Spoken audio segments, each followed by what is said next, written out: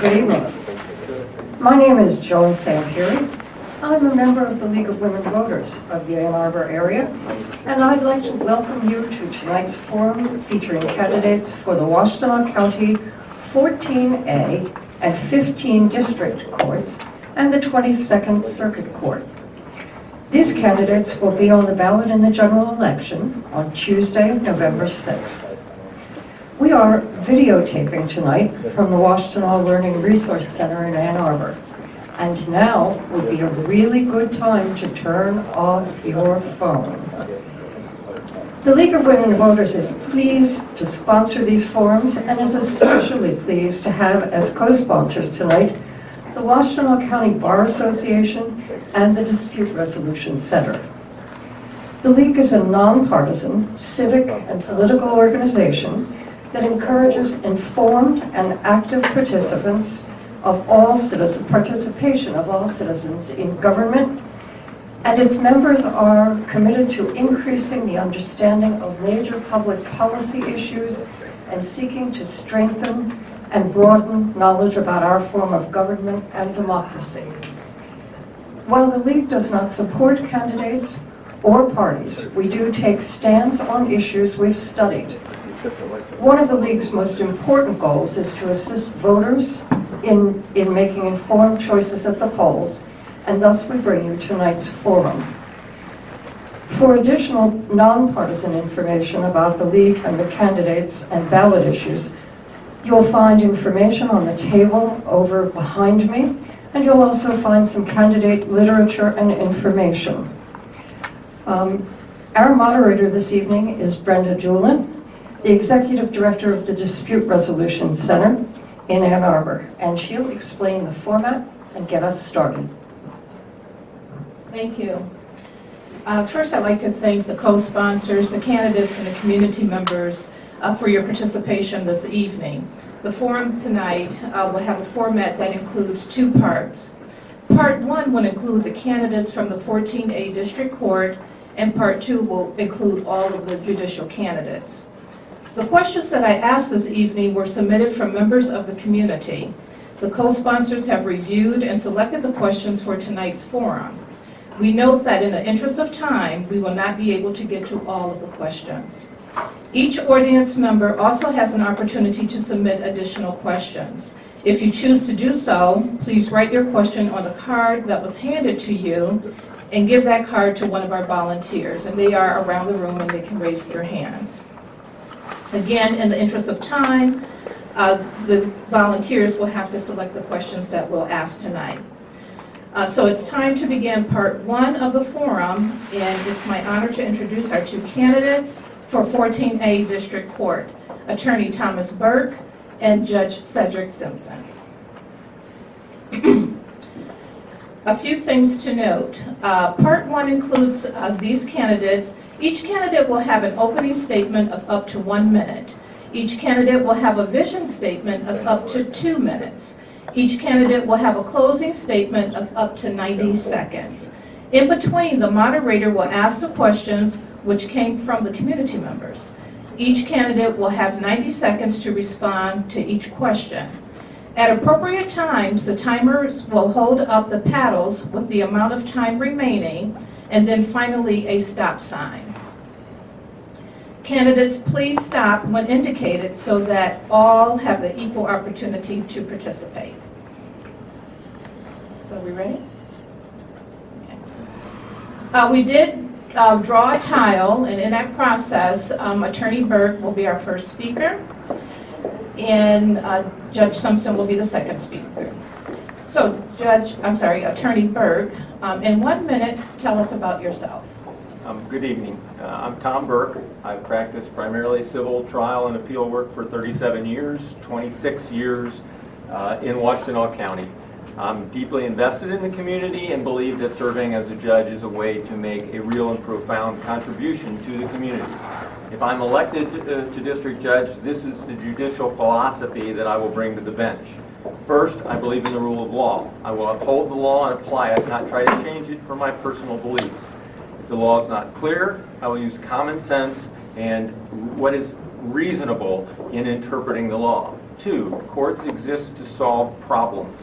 Every case in the court is a problem in some fashion. I support greater use of specialty courts and restorative justice in the criminal area. I will work to find creative solutions that are not necessarily the obvious ones.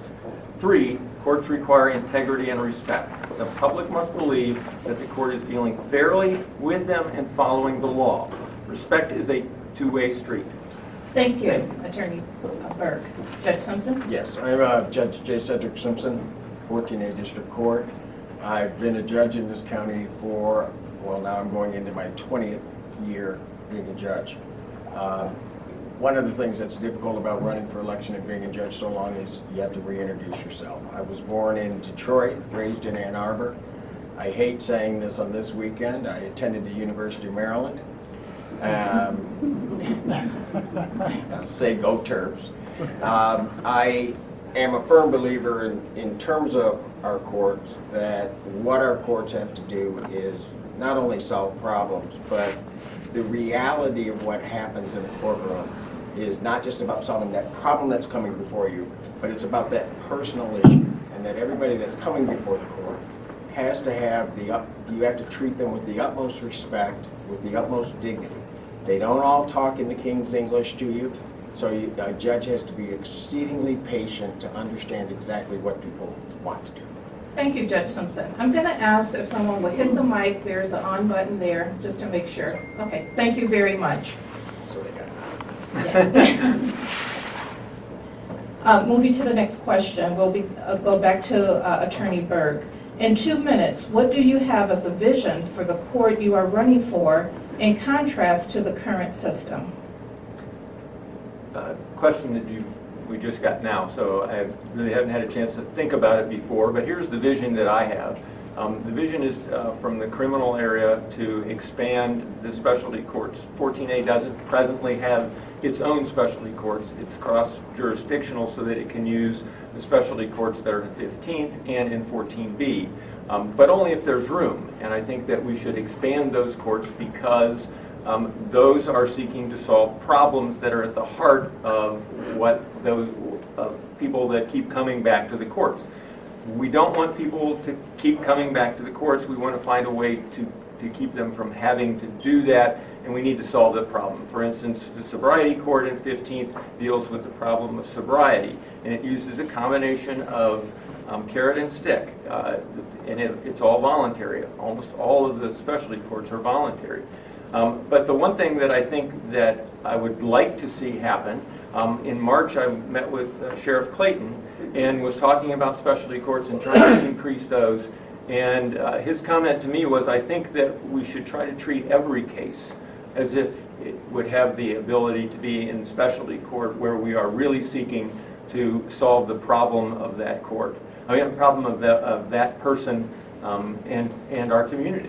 And I agree with that. And there are issues in that that there is not always funding for that, but what I think we can do on that area is also to try and make sure that we're not putting people in jail that don't need to be in jail, and that are not people that we need to be protected from. On the civil side, I think we should continue and expand the use of mediation with the DRC. I took the 40-hour civil mediation course, and hopefully the civil cases are under 25,000, so mediation is hopefully a good way to make those get resolutions quickly.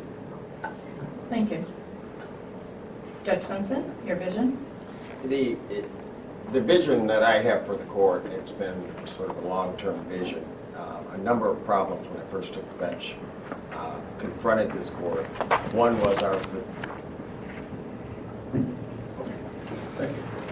our facilities.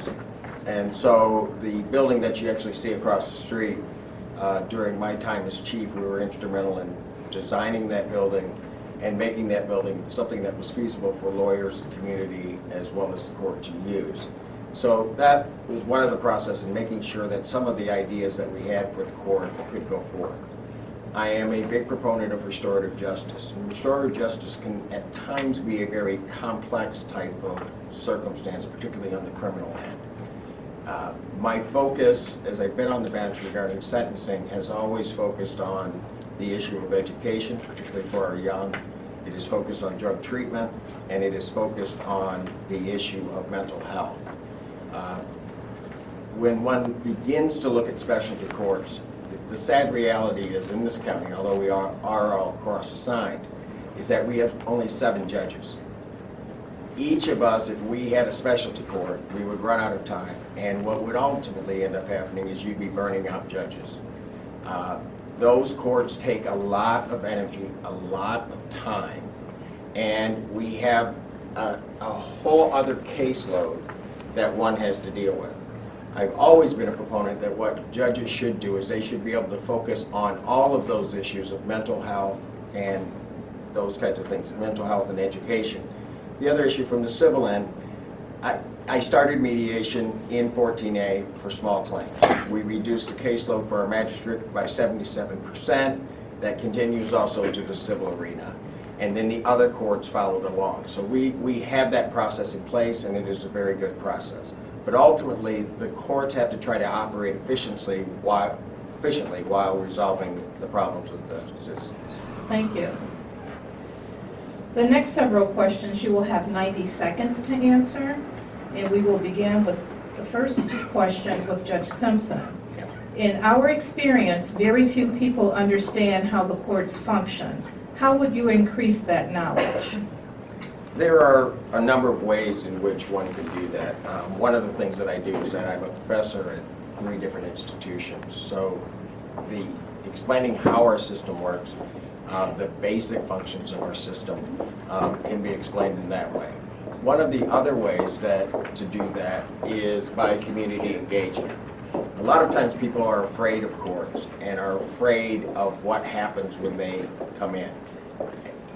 If the judge gets out into the community, and for me it has been actually a joy from going from Ipsy to Bridgewater out to Dexter and Chelsea to explain to citizens exactly how the court system works.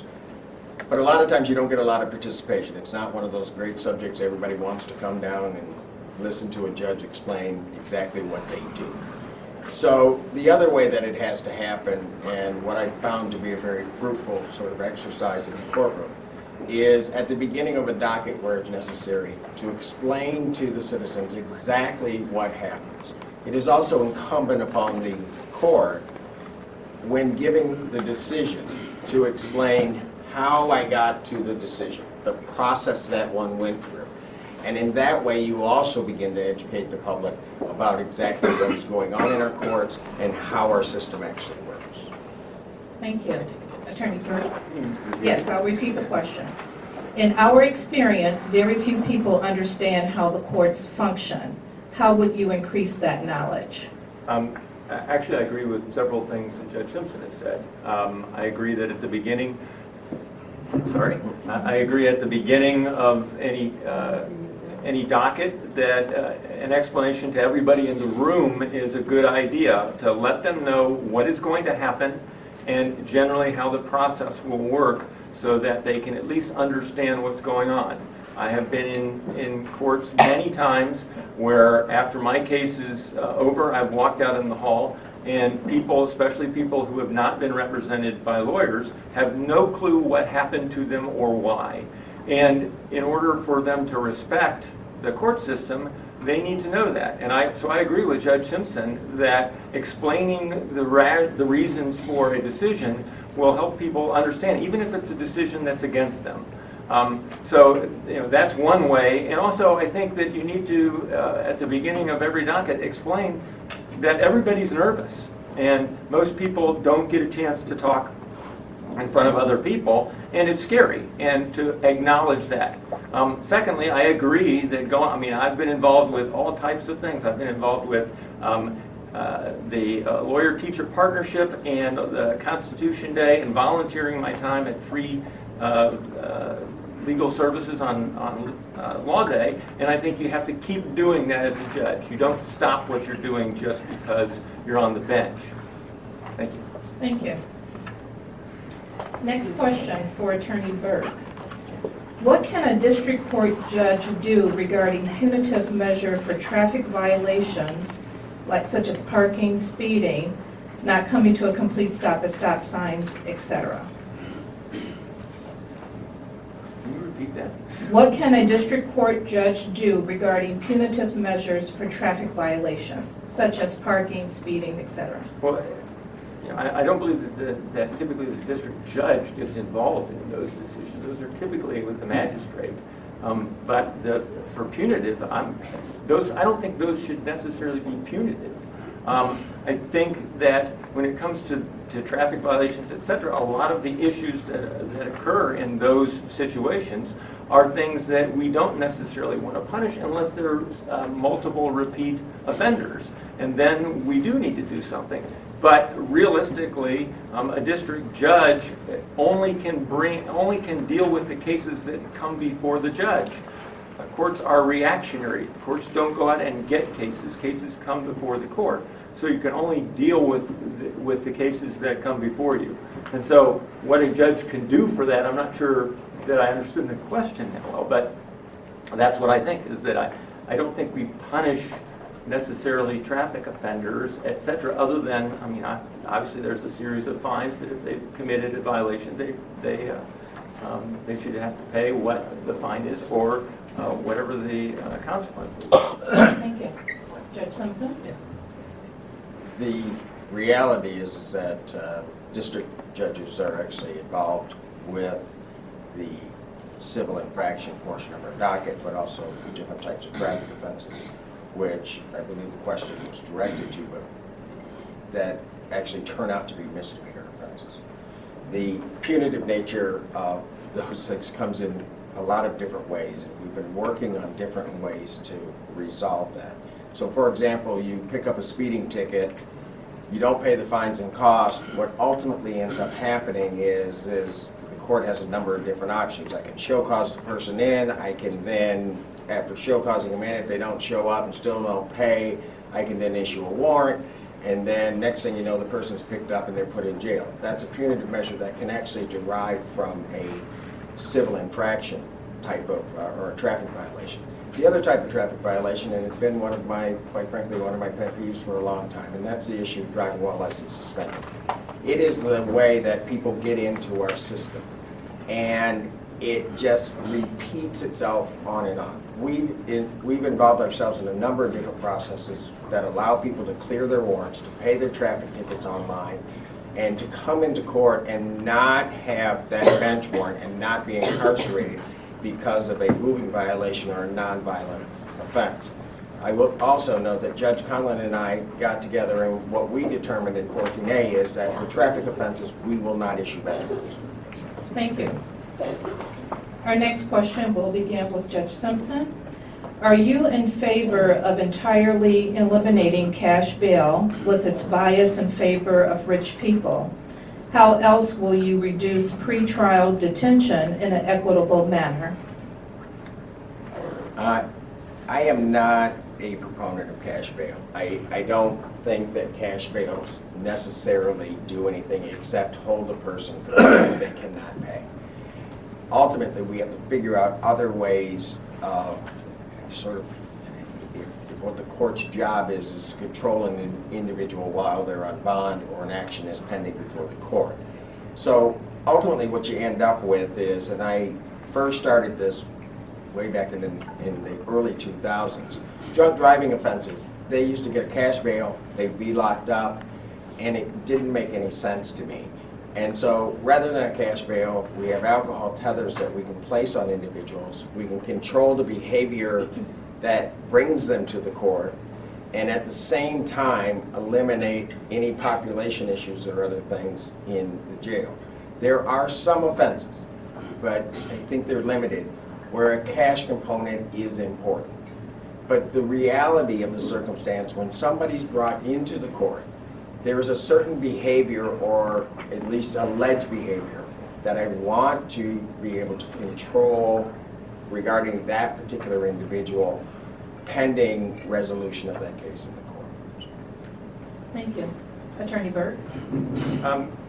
Generally, I think that the cash bond issue puts people in jail that don't need to be there and can't make bail because they don't have enough money, and that should not be a reason to go to jail.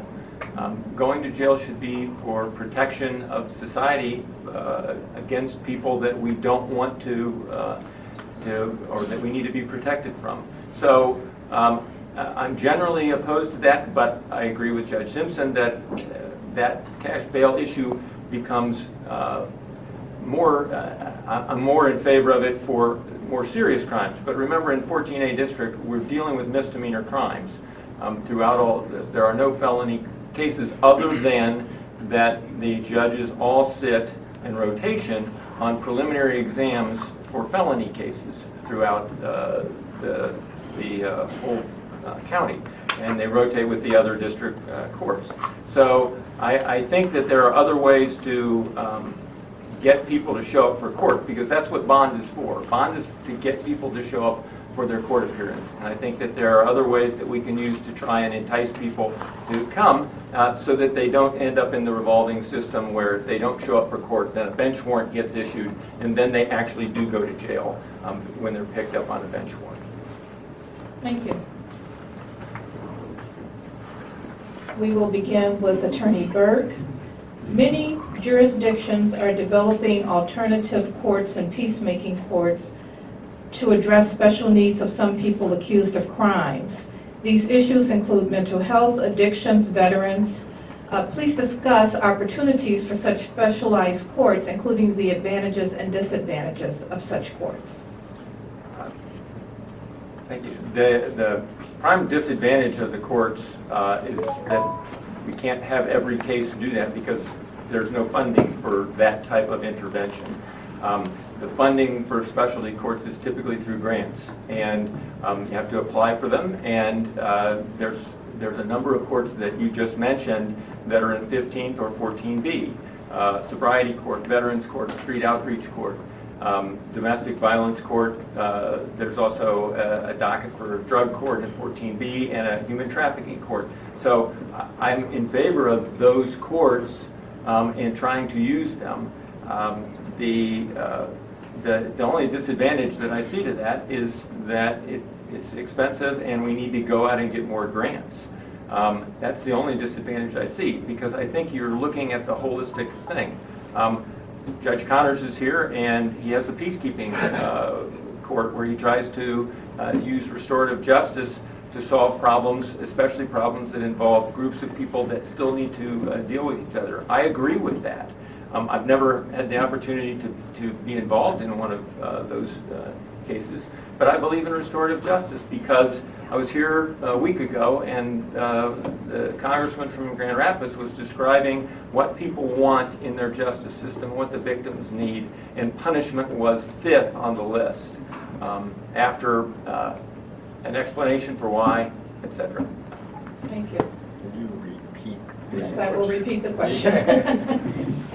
Many jurisdictions are developing alternative courts and peacemaking courts to address special needs of some people accused of crimes. These issues include mental health, addiction, and veterans.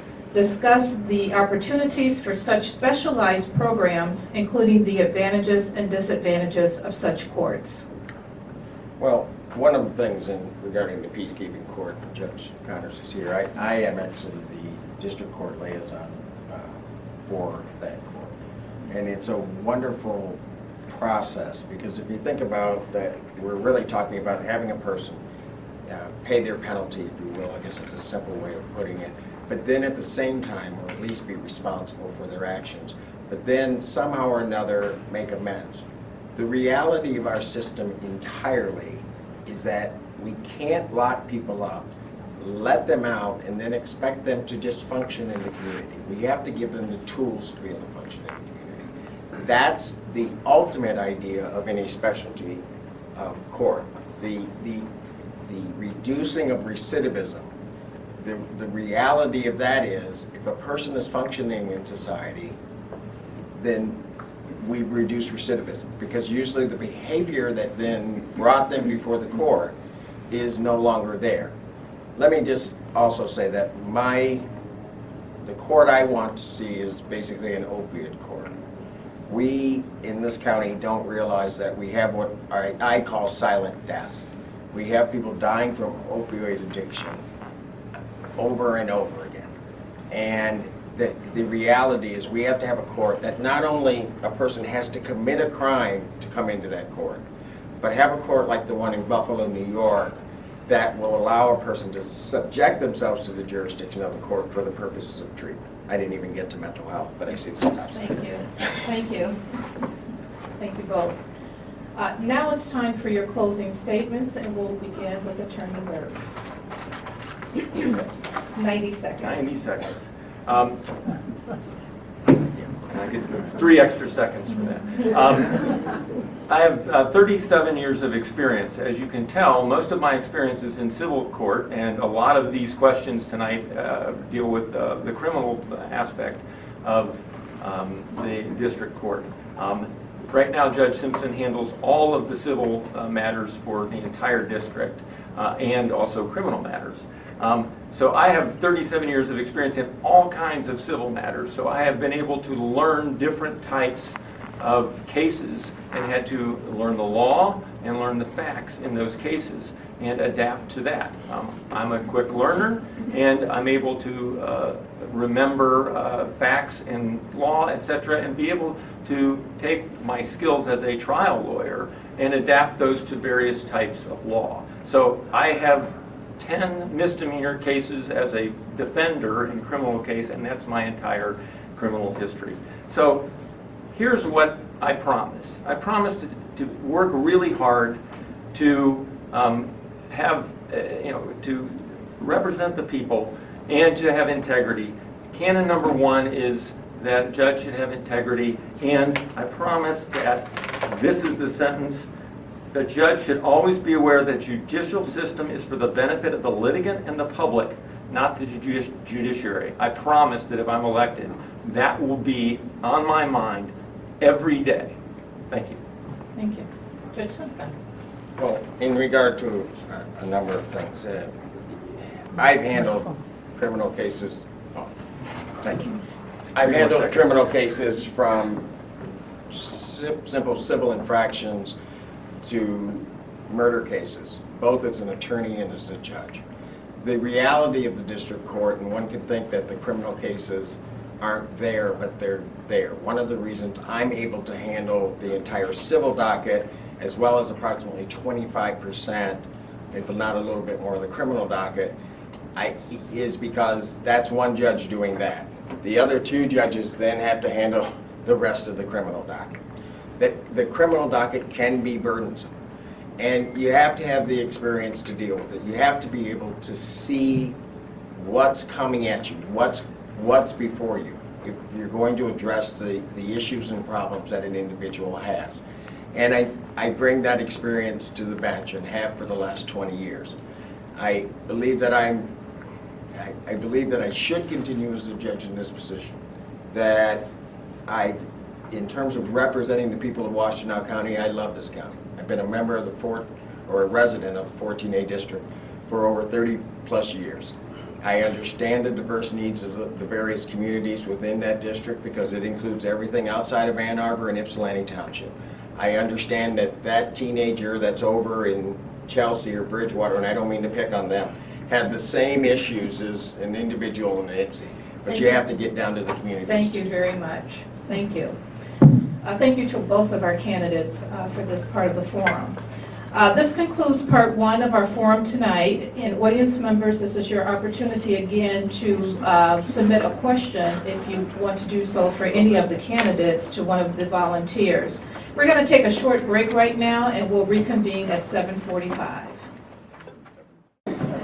Okay, we're getting started with part 2 of tonight's forum. Just a couple housekeeping things. Candidates, I'm going to ask that you get a little close to the mic to make sure that we're picking up on the audio. Also, after tonight's forum, you can go to the website of wlvannarbor.org, and tonight's video will be posted on their website between tomorrow and Election Day. So that's a way to tune into this forum. So part 2 will includes all of our judicial candidates. Again, the questions that I asked this evening were submitted from members of the community. The co-sponsors have reviewed and selected the questions for tonight's forum. We note that in the interest of time, we may not be able to get to all the questions. As we begin part 2, I'd like to reintroduce Attorney Thomas Burke, candidate for 14A District Court. Also, Judge J. Cedric Simpson, Judge at 14A District Court. I'd also like to introduce the other 3 candidates.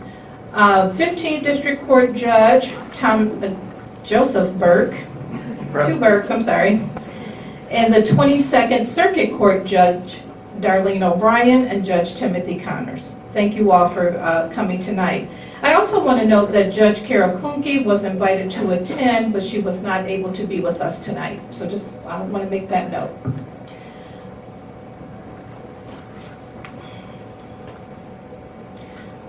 The process of this moderation will be the same as it was for the first part, so I'm not going to repeat all of those rules. So let's get started, beginning with Judge Joseph Burke. In 1 minute, tell us about yourself. Thank you. First of all, thank you all for being interested enough to come here tonight to learn about your judiciary. Thank you to the League, thank you to the County Bar, thank you to the Dispute Resolution Center, and especially thank you to Tom Burke, who, in an effort to keep things less confusing, has agreed to spell his name differently than mine. I have practiced law in this county now for 37 years. It seems to be a number that a lot of people have. I spent 23 years in prosecution. I spent 7 years in private practice before I was appointed to the 15th District Court. I have served as the presiding judge at the Sobriety Court. I currently serve as the chief judge of the 15th District Court. Thank you. Judge O'Brien, tell us about yourself.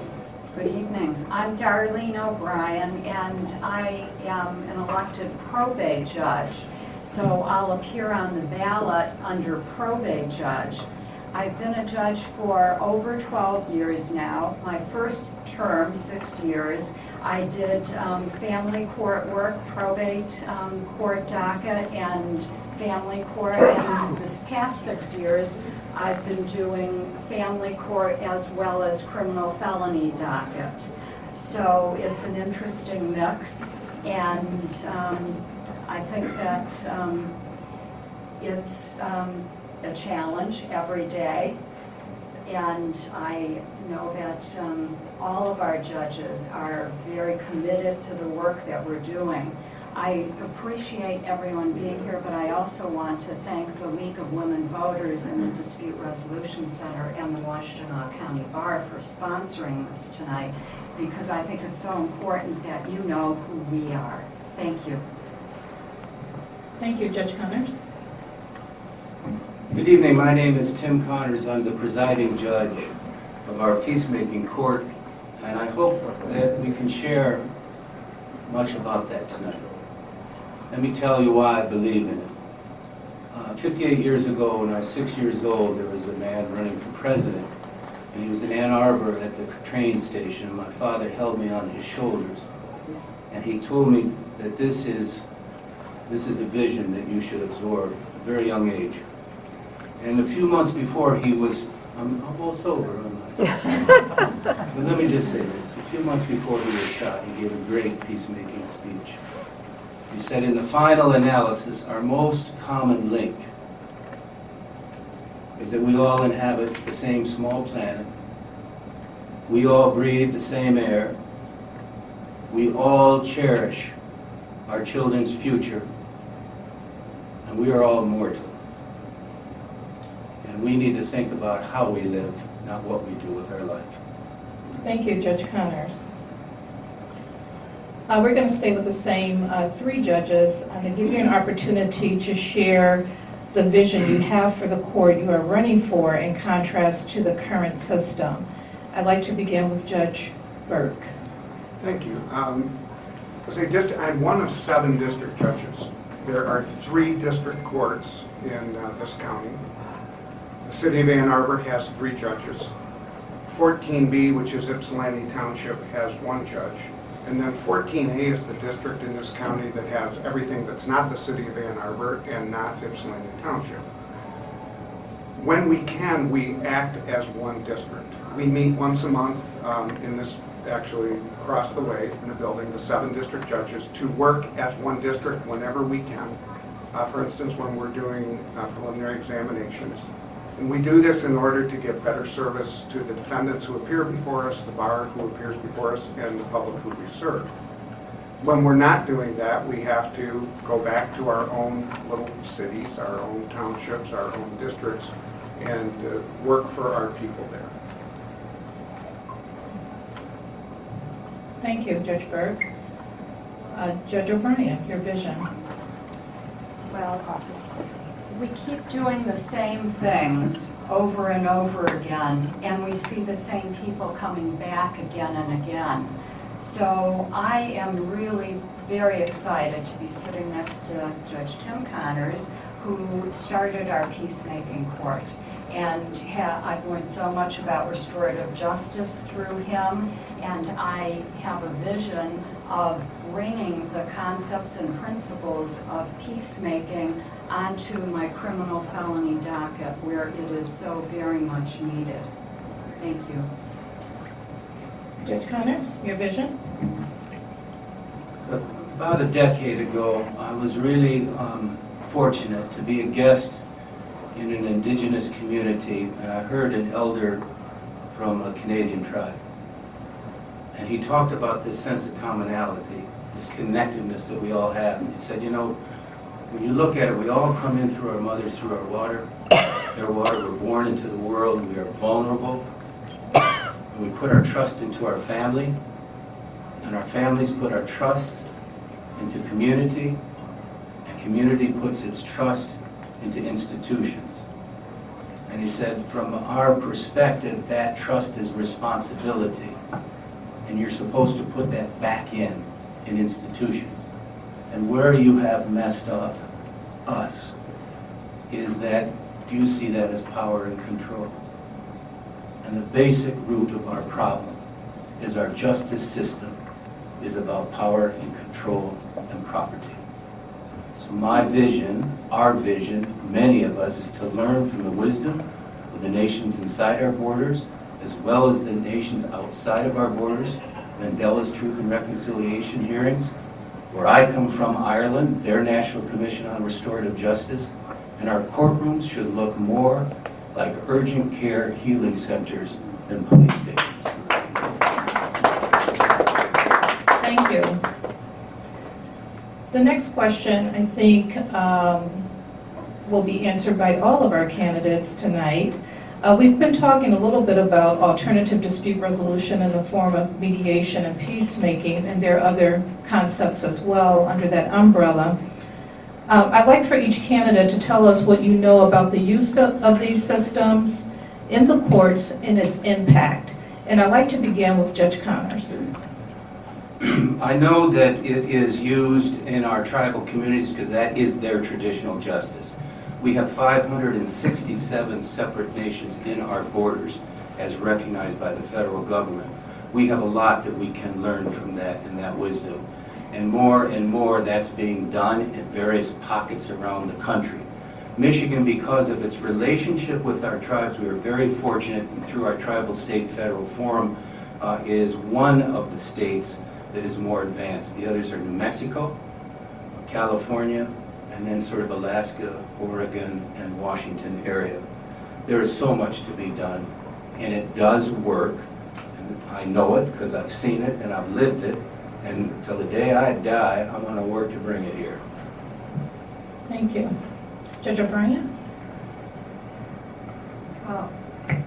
The real importance, I think, in restorative justice and the peacemaking court is that it's transformative. And so you see change in the people that go through the process. And that, I think, is the key to our evolving into not needing the courts to solve their problems, because people learn to become their own problem solvers. And if they treat everyone with respect, you know, that's something that Some people need to learn that they didn't grow up with that.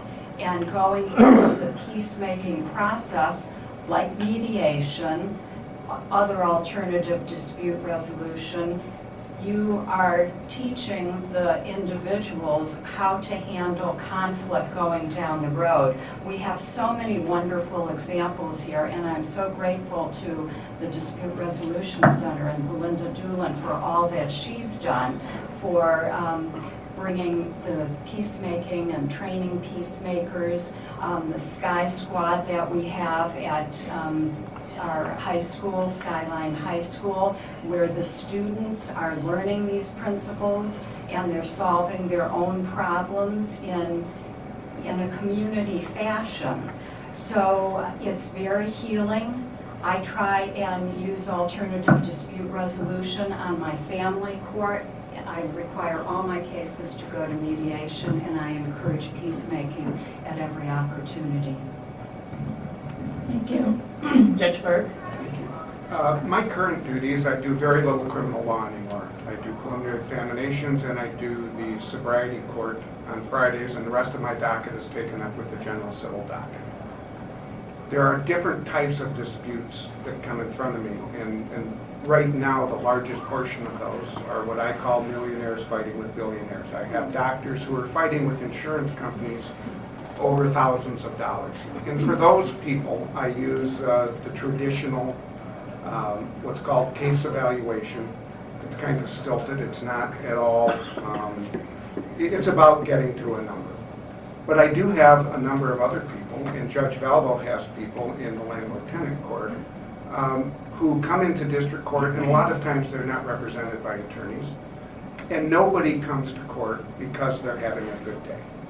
Everybody who comes to court is either trying to make somebody do something that they don't want to do, or someone else is trying to have them do something they don't want to do. And when the case starts, they're extremely out of their element. They don't know what to do, and so generally the answer is just heck no at the beginning of everything. We require all cases in our small claims courts to go through the Dispute Resolution Center, not to make life easier for judges, but to take one fewer barrier away from these people, because when they come and see a judge in a black robe, it's very, very difficult for them. And so when they learn how to talk to one another at the Dispute Resolution Center, and they resolve a lot of disputes. Thank you. Judge Simpson, would you like to add some comments? Yes, I just say that in terms of alternative dispute resolution, to piggyback on some of the comments by Judge Connors, one of the difficulties that we have when we look at peacekeeping is for Americans and for our European culture, it's hard to imagine that process can be a good process, because it's not, in essence, it actually is natural for us as sort of communal beings, but the society that we live in doesn't allow us to think in that fashion. And a lot of, I applaud the work that Judge Connors has done, because in terms of implementing it, it has to almost be done piecemeal. 15 years ago, I clearly began to recognize in the small claims division that what we had is we had people coming together and they were asking me to solve their problem. The reality is, when I got to the bottom line of it, they could solve their own problem. But there had to be a mechanism by which they could do that. And like Judge Burke said, it's not about reducing our caseload, it's about having a solution that actually both parties buy into. And what we found is, not only did we reduce the number of cases going to hearing, but the success rate and the fulfillment of what would have been a judgment or the ultimate solution is much greater. Around 80% of those cases, they resolved. The parties had done it themselves without judicial intervention. Thank you. And Attorney Burke. I've been involved in various types of alternative dispute resolution. As Judge Burke was talking about, I've done case evaluation, which is a little bit more like a trial. And I've been evaluator, and I've also been on the other side of, as a lawyer for clients. I don't like it very well, because it ends up being sort of a somebody telling them what the answer is without them really having a decision in it. Judge O'Brien, in all of the family court cases that I'm involved with, always orders the parties to mediate unless they've reached an agreement on their own. And they have to do that before they get to even the first pretrial. So the idea is, and those are very, I mean, I handle divorce cases. Those are very difficult cases. There's a lot of emotion involved, and mediation helps get that out. The restorative justice event that they had a couple weeks right here in this room ago was talking about that people want to know why, victims want to know why. They want to be able to describe the impact on their lives. They want an apology, and they want restitution, and then maybe punishment. The courts aren't set up to do that. The courts, basically, you can't admit that you were wrong or apologize because it could hurt you. And we need to try and work so that the apology part and the why and the this is why it hurts me work in all of the cases, whether they're civil or criminal. Thank you. For our next question, I'm going to begin with Judge O'Brien. During a court-watching initiative that was initiated by a local grassroots organization, there appeared to be a racial disparity among defendants. What do you think can be done to address racial disparities in Washtenaws criminal system, and what steps have you or would you take towards accomplishing this? Well, part of it is being aware that there is an issue, trying to be sensitive to it and have your antenna up. It's difficult to say that race is just the issue. A lot of problems are because of the economic situation that people are in. So I don't know that anybody on our bench has any type of bias that is exhibited. I think that we try to be as fair and as impartial and sensitive to people's culture, their backgrounds, and the economics that bring them to wherever their position is in life. Thank you. Judge Burke? I think something all of us know from a very young age is what unfair is. And we all try to be fair. We say we're going to be fair. We say we're not going to be unfair.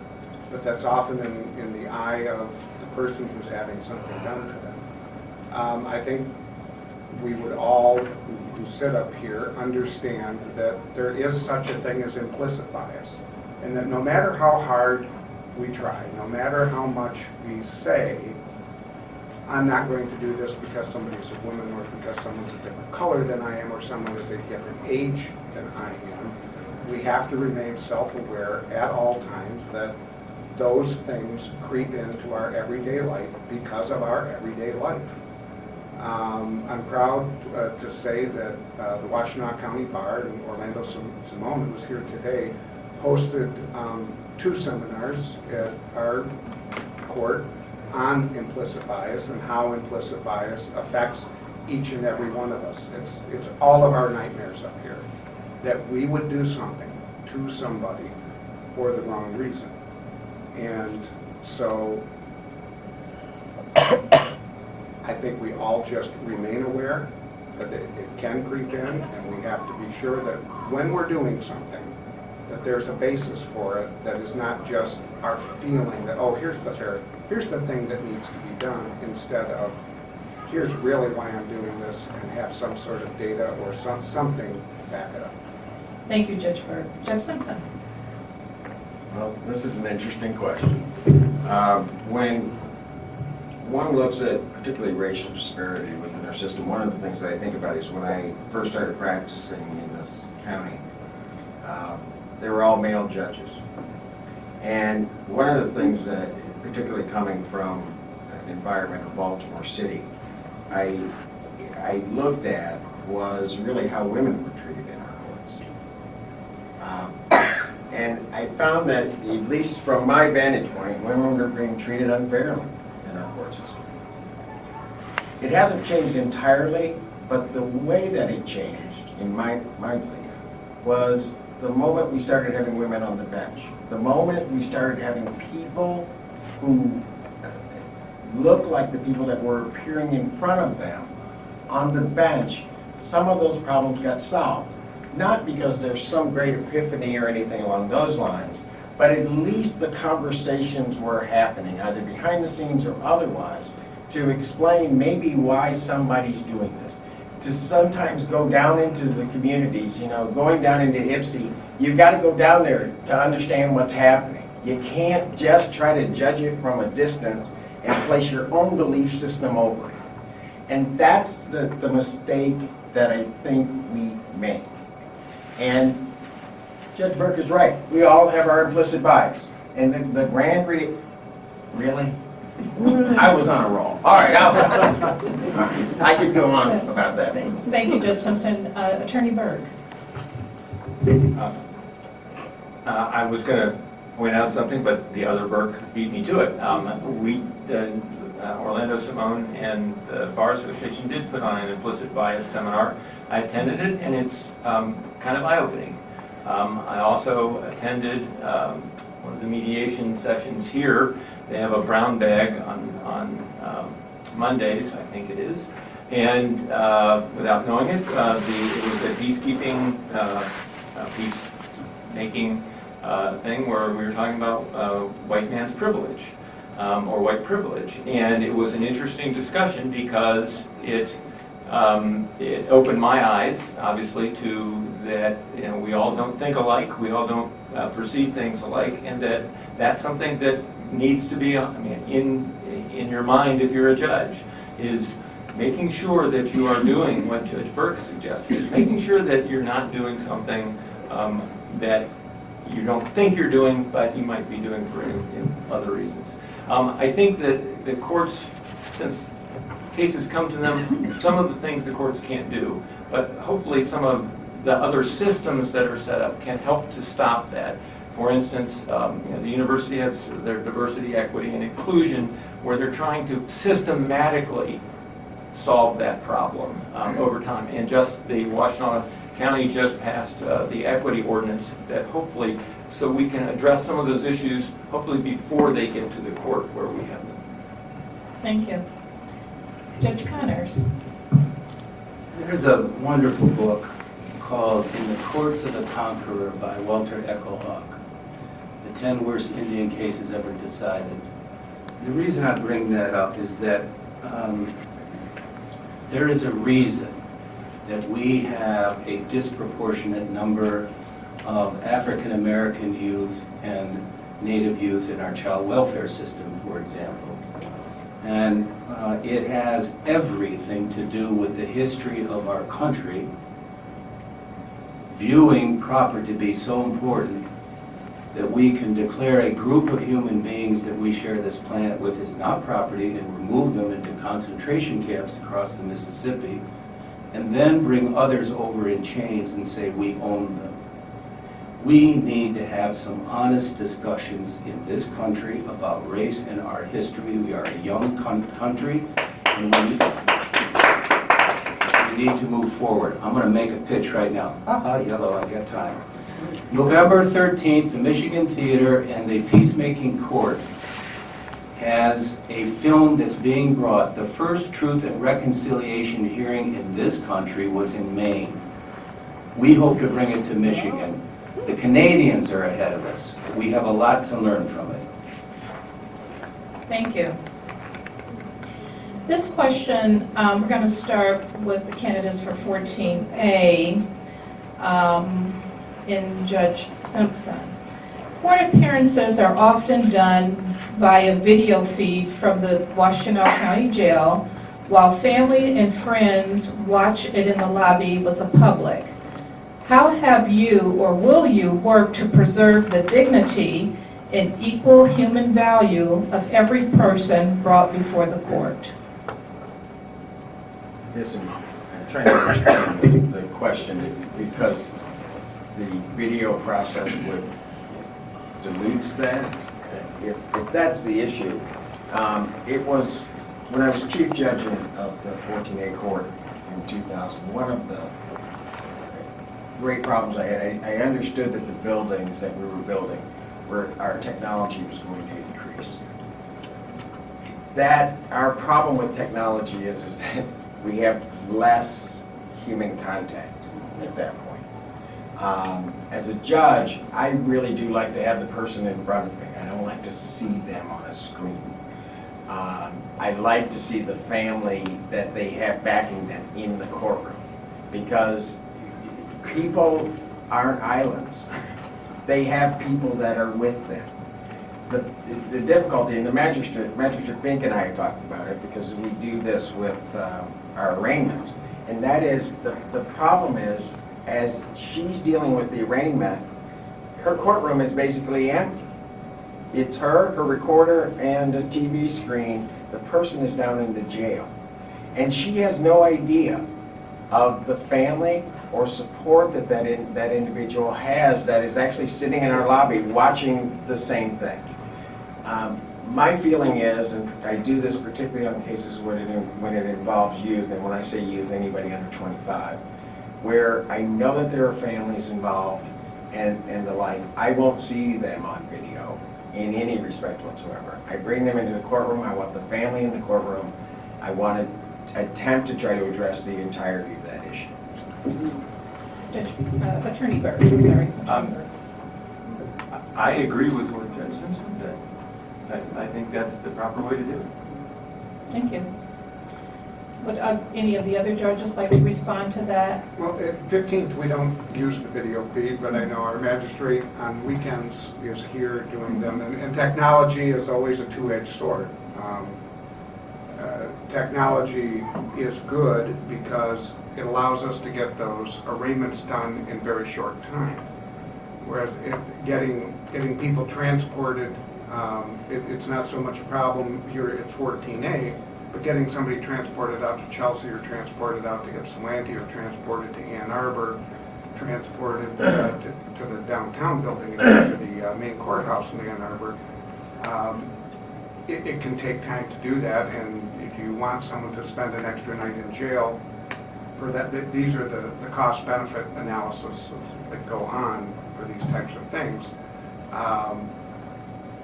I always want to preserve people's dignity, and courts are public.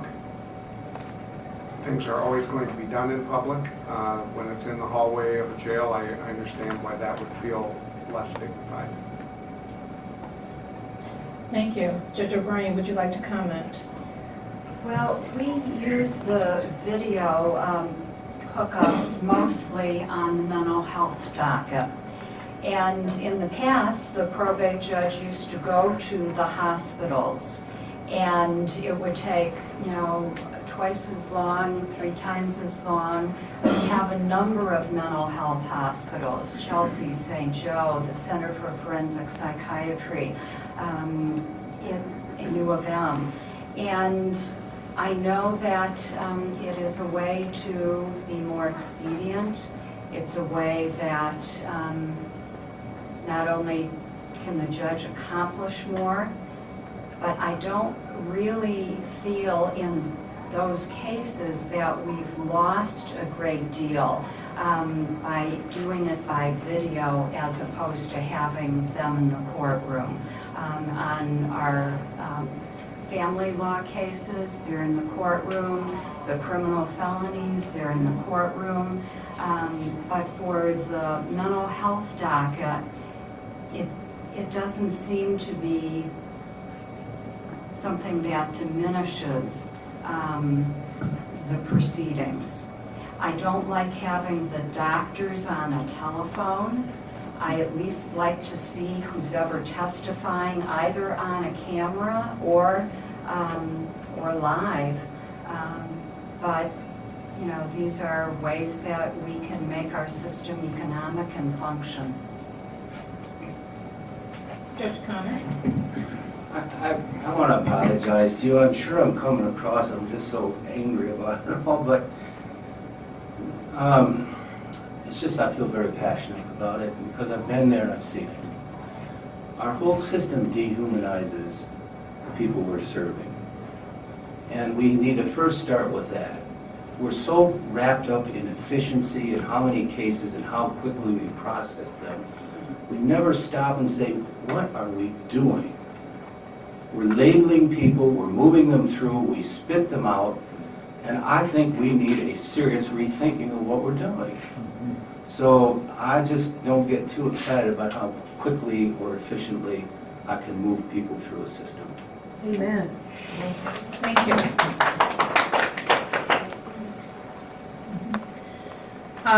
So we're going to get some of the questions that have been submitted tonight into this conversation.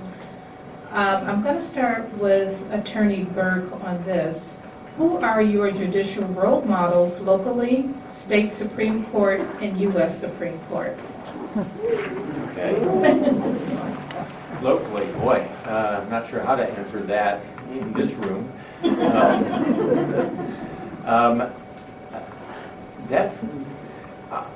We have a really good bench in the county, and I have been in front of almost all of them, tried cases in front of almost all of them, including, I think, maybe not, I think everybody here in this room. So for me to say one of them is a role model, I don't think I can do that, and I know it's a cop-out. So, but that's the case. In the Michigan Supreme Court, I always liked Judge Kavanaugh, who's no longer on the court, because even though he was usually in the dissent in his last 5 or so years on the court, he always was. He always treated everybody with respect. He made his points without having to necessarily get overly antagonistic. And you know, I think I also agreed with some of the positions that he took, and some of those relate to jury trials and whether or not that, you know, some of the cases that have restricted the ability for people to get to jury trials. And I'm totally drawing a blank on the Supreme Court Justice from Illinois.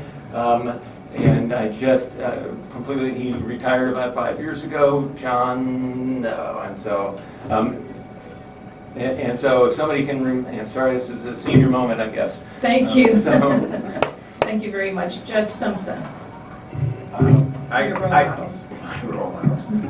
I certainly admire all of my colleagues that I sit with. And I think my role model, as I go through the years, they change.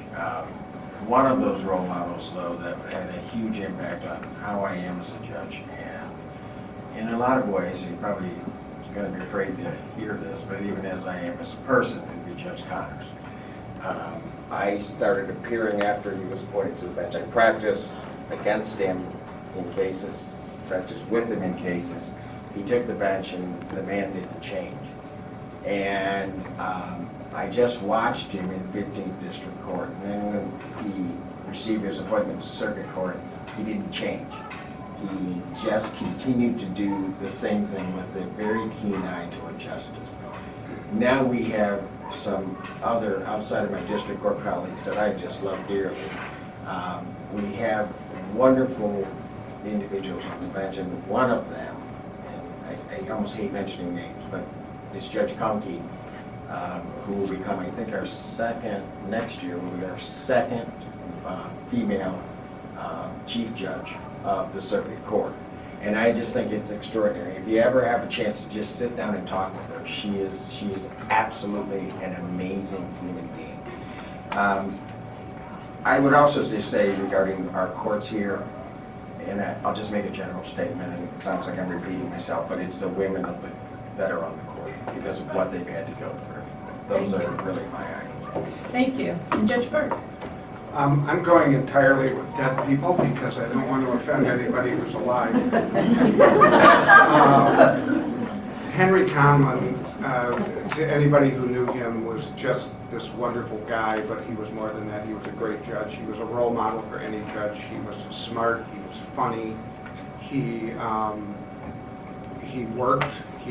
He understood defense attorney arguments. He understood prosecution arguments. He processed it. He was fair. And if you turned him red, which I did once or twice. I mean, he would get mad at you too, but he was an excellent judge. In the Michigan Supreme Court, Patricia Boyle is somebody who I always admired, primarily because she's Irish, but also because she had a very distinguished career both in prosecution and as a private attorney, and wrote some of the most distinguished and intellectual opinions that there were. And on the U.S. Supreme Court, I would go with Earl Warren, who surprised everybody. He was this Republican governor out of California, appointed by Dwight Eisenhower, who before he died, Eisenhower said it was the worst mistake he ever made. But Earl Warren provided a stewardship over one of the biggest sea changes of law in anybody's lifetime in the American legal system, and he did it with dignity, and he did it with just an unbelievable amount of 9-0 decisions. Judge O'Brien? Well, my personal local hero was my father-in-law, Judge Francis O'Brien, who was a probate judge for many, many years here, and judge in the city of Ann Arbor before that.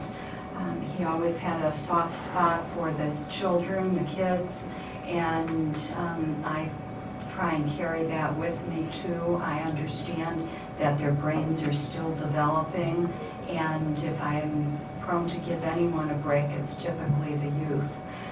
So I've learned that from him. My other local hero is Judge Connors here because he's such a visionary with the peacemaking court. On the state court level, Justice Bridget McCormick on the Michigan Supreme Court is just smart as a whip, and I just love reading her decisions. There's an awful lot to be learned from her wisdom and experience. And on the U.S. Supreme Court, my favorite is Ruth Bader Ginsburg. If you haven't seen the movie, RBG, you really should. I've seen it twice and I'd see it again. It's just wonderful. Thank you, Judge Connors. On the national level, my hero is William Brennan. He served for many decades, and he was a Democrat that was appointed first to the New Jersey Supreme Court by a Republican governor. He was appointed to the United States Supreme Court by President Eisenhower, a Republican president, because they understood his integrity and his conviction and his humanity.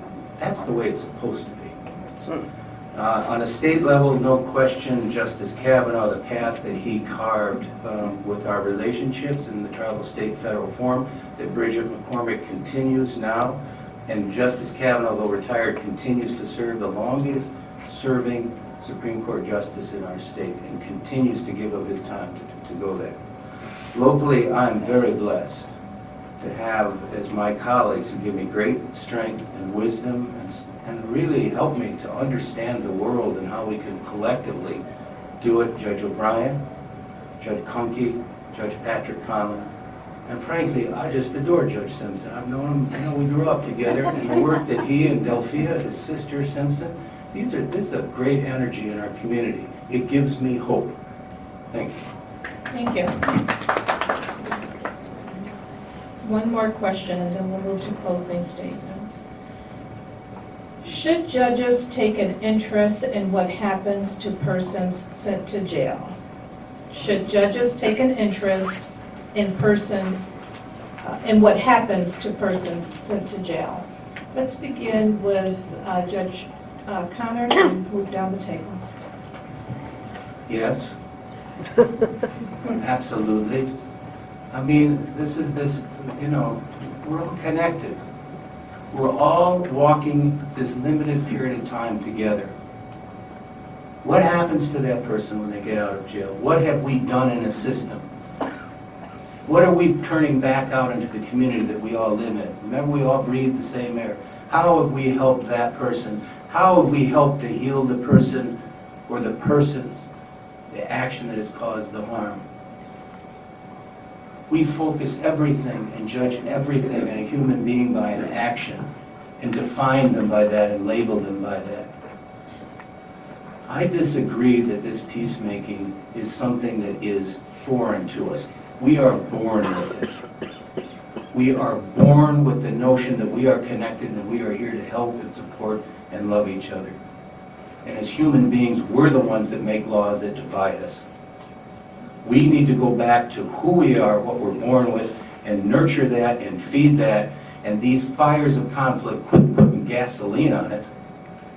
Take the healing power of water. So yes, we absolutely should care about what happens. Thank you. Judge O'Brien. I agree, we absolutely need to care about it. The people that we incarcerate most often are going to be released back into our communities. We have to care about what happens to them.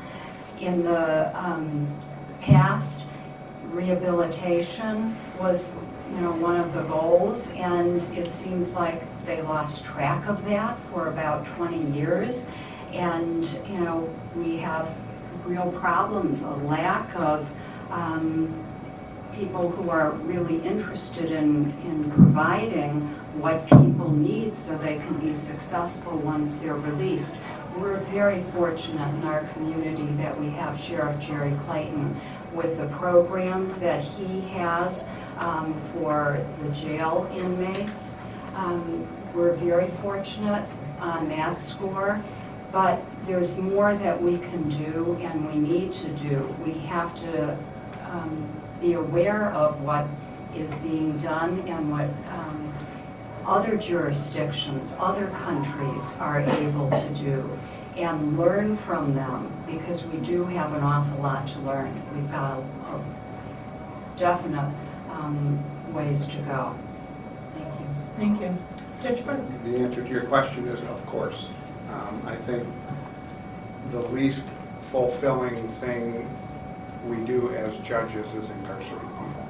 It's not what any of us became a judge to do. It is sometimes required as part of the job, but it is a last resort. It's when nothing else has worked. It's when probation hasn't worked. It's when a second attempt at probation hasn't worked. Sometimes a third attempt at probation hasn't worked. And then, yes, we do have programs that we can send people to, and it's rare that we don't utilize them. Dawn Farm has an in-jail substance abuse program. There's a domestic violence program. There's an MRT program for thinking.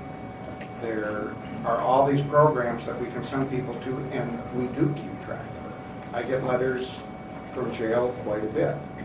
And sometimes even people I don't get letters from, when I send them to treatment, I'll get a letter from the jail when they've completed the treatment I've sent them to, and the jail is saying, will you cut some time off this person's jail sentence now that they've done the treatment? And if they have successfully completed that, the answer is almost always yes, because as Judge O'Brien has pointed out, everybody we send to jail is going to get out someday.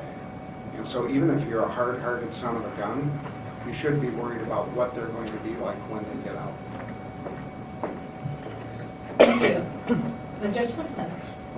When that question was asked, when I'm teaching my class, my students ask questions like that of me.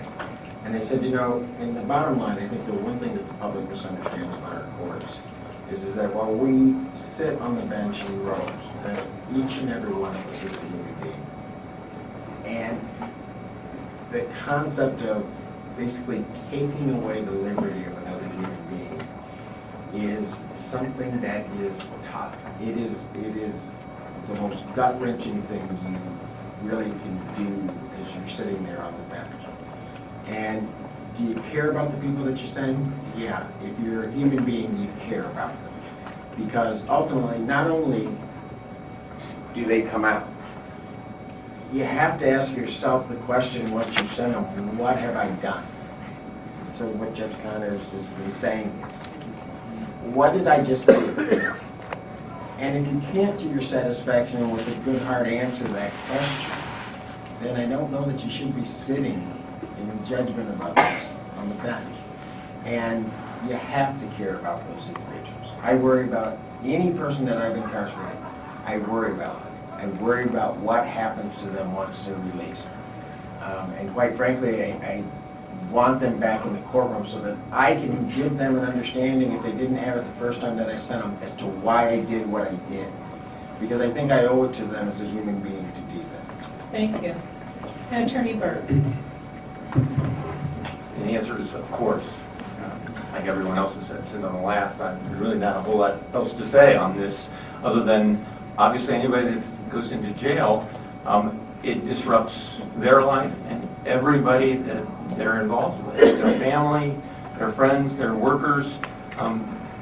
It's not what we should be doing if there are any other alternatives to that, and except for the people that really need to be kept away from us. But I don't think that there's a huge number of those people. Most of the people, I don't think we need to disrupt their lives, because if you go to jail, it's going to have far-reaching consequences for you and all of your family and your friends and your coworkers, and it's really hard to get back from that. And I think we should always be looking to avoid that if we can. And by the way, it's Judge John Stevens. Thank you. Now we're going to move to our closing statements. In 90 seconds, I'd like for each of you to give us your closing remarks, and we'll begin with Attorney Burke. Okay, I thought I did that once, but I'll sort of reiterate what I said before, is that, Oh, I'm sorry, that was my mistake. Judge Burke, we'll go there. Okay. Yeah. Once again, getting the Burks mixed up.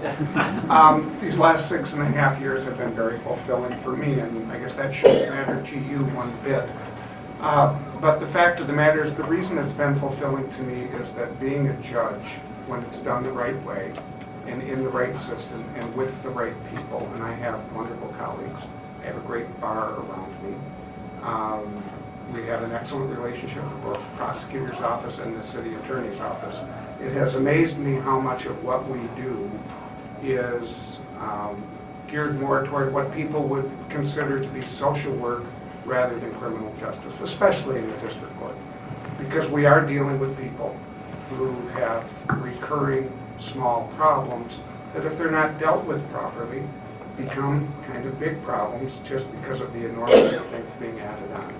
Some time ago, in an effort to solve our budget crisis of whatever it was in 2006 or 7 or 8, well-meaning people, legislators and executives, decided to come up with this thing called driver responsibility fees. And that's how we were going to fix our roads. Well, what we fixed was nothing. And we made people's lives horrible, and we got their licenses suspended, and then they couldn't get out of this cycle, and so they'd keep driving because they had to go to work, and they'd get arrested again, and the license would get suspended again, and there were more fees. The District Judges Association worked as hard as anybody to get rid of driver responsibility fees, and they were successful, because January 1st, they are out for good. And that is because district judges understand just how destructive those things were. Thank you. Thank you. Judge O'Brien. Well, I really feel very privileged and honored to serve my community as a judge. I work very hard to know what the cases are that are coming before me, and to try and understand the problems that people are bringing to the court. I try and bring compassion and humanity to my judging, and I'm learning. I am fascinated every day by what comes before us, and the potential of doing things perhaps differently, and working with other community partners to accomplish what we need to accomplish. I've been involved with the School Justice Partnership, trying to keep kids out of the prison pipeline, dropping out of school, and we're seeing results there. I'm involved with the Michigan Probate Judges Association. This year I'm president-elect, And I'm looking forward to bringing a wonderful speaker. Maybe some of you have heard Fred Van Loo speak. He comes occasionally to our community, and I'm bringing him up for our probate judges conference this summer from Maine. So I'm looking forward to continuing, I hope on the bench, with your votes and support. Thank you. Thank you. Judge Connors. Thank you. There's this beautiful story in Ireland about the rolls, and then I found out it's the same story in Anishinaabe, the people who were here in this place. And basically, it's the idea that the thorns of the rose are the pain that we all experience in life. And we can't really appreciate the beauty of the rose unless we've had that pain.